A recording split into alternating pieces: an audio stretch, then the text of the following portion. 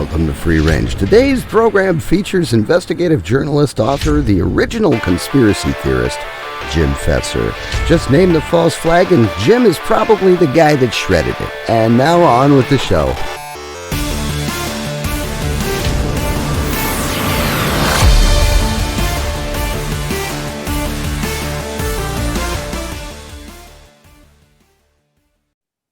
It turns out that the alleged assassin Lee Oswald actually was standing on the steps of the book depository when the motorcade passed by. Harold Weisberg, who published a whole series of books entitled called Whitewash, the second of which was Photographic Whitewash, had the last 4 pages, published in 1967. To how the Warren Commission staff was going crazy trying to conceal the fact that Oswald was in the front of the book depository when the motorcade passed by. Even Jim Garrison knew that Lee Oswald had been in the doorway of the book depository.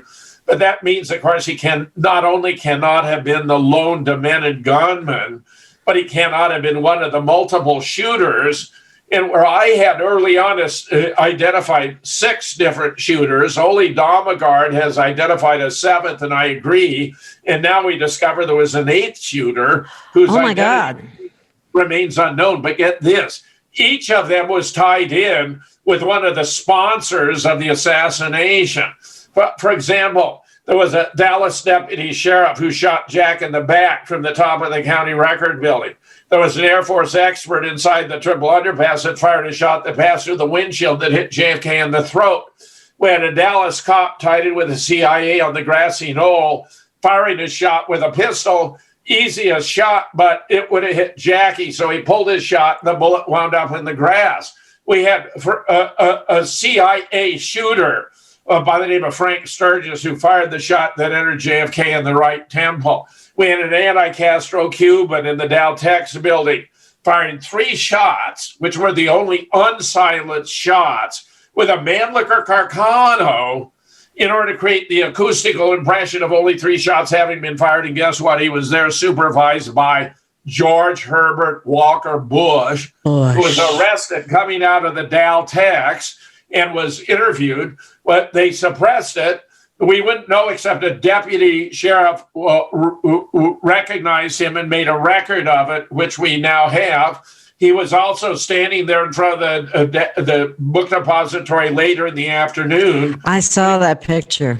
But it was joined by Edward Lansdale, who is an Air Force general responsible for assassinations all over the world, especially in Vietnam, and who appears to have been positioned the shooters and determined the sequence of shots.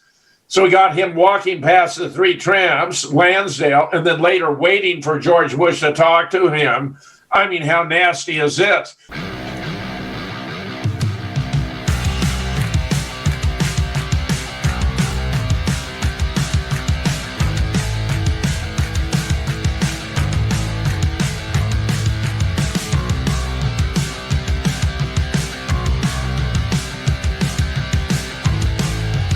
This Free Range Productions program is presented for information purposes only.